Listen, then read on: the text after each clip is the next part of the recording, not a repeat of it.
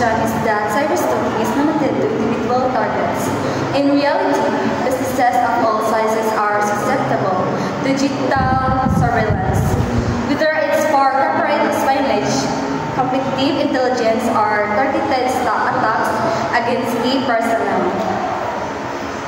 That's a very reality. So what are some red flags that businesses should be on the lookout for?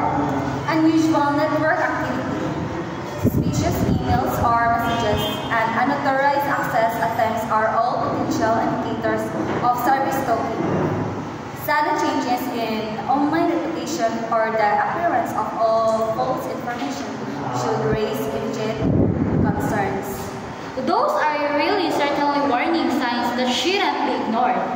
Can you share any strategies for businesses to protect themselves against cyberstalkers? Absolutely. Implementing robust cybersecurity measures, conducting regular security assessments, and educating employees about the dangers of social engineering practice are essential steps in safeguarding against cyberstalking.